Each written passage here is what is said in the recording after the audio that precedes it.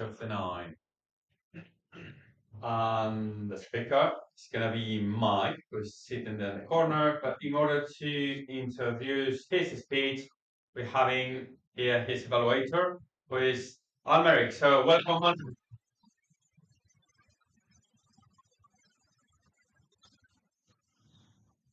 The opportunity to actually evaluate life, which is great.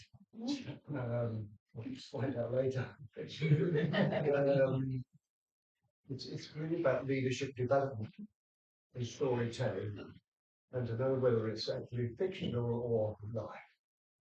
And so I would be observing what Michael really wants me to look at is whether there's continuity in that through the story. So over to you, Michael.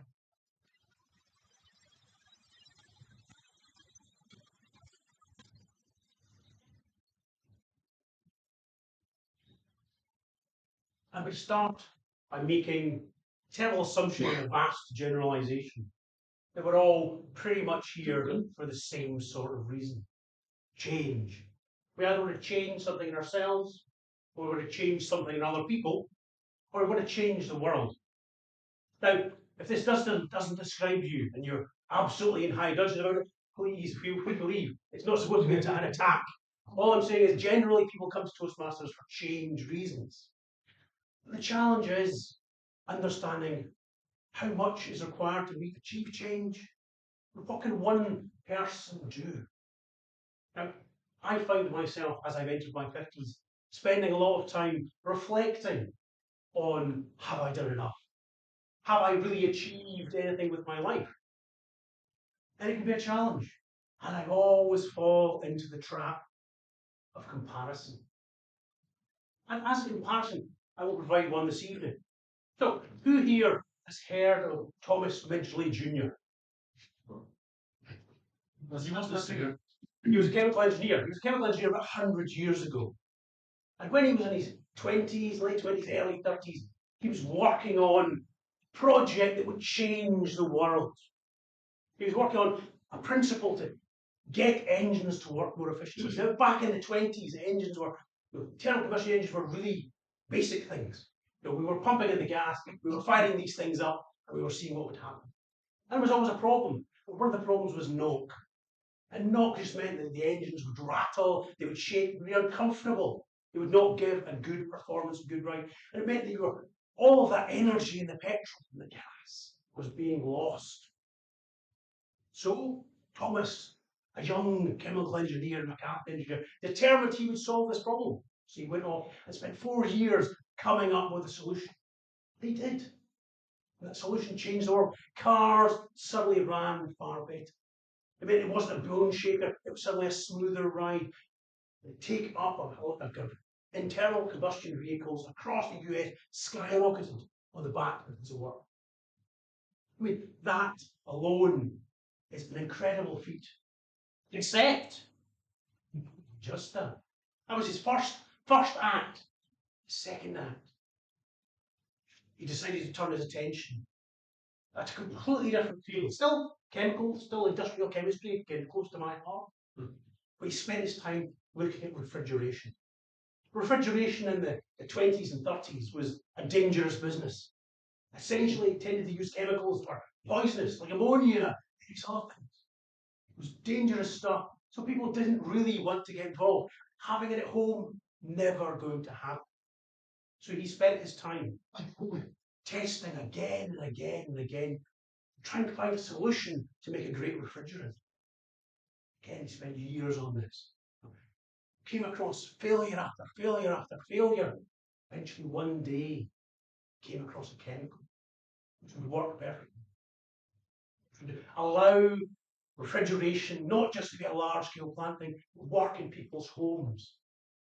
Because of that, America was suddenly flooded with refrigerators. It changed the way that food was stored, the way that food was handled, allowed supermarkets to take off. An incredible piece of work that has changed where we are now. If it wasn't for Thomas Midgley Jr., we would not be in this modern world we have today. Something to be celebrated and something impossible to compete with. Except the chemicals he discovered? Anyone have any ideas what they might be? CFC.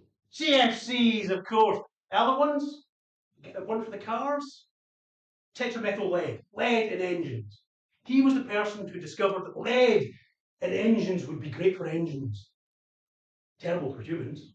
He was the person who discovered that CFCs in refrigeration systems would be great to keep the temperatures down and controlled. Terrible for the ozone layer. Now, he died in 1944, long before we saw these environmental risks. So from his point of view, he had achieved a hell of a lot with his life. He had done wonderful things and had nothing to worry about. He didn't know the impact it would have on future generations. So a great life well lived. Except he knew about lead from the very first time. He knew that the factories where it was made, it was killing people. He didn't hold back. There was money in this. He wasn't going to stop. He kept going. People died. So he did all this, knowing the impact it would have on the world. And it was only in the 70s people started to fight back.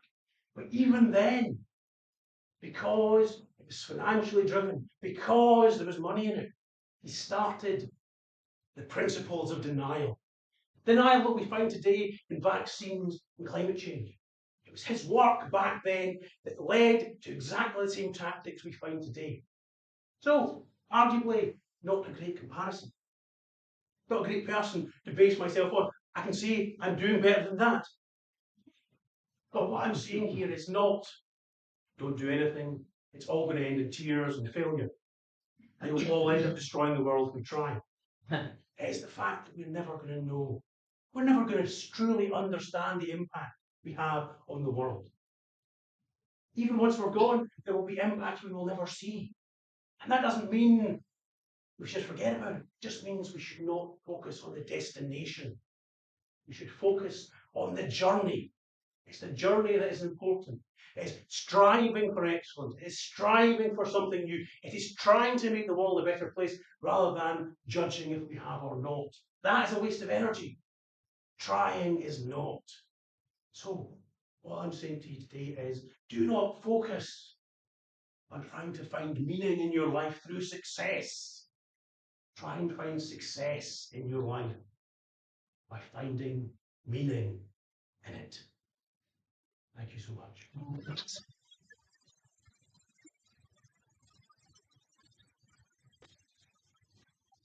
Thank you, Mike.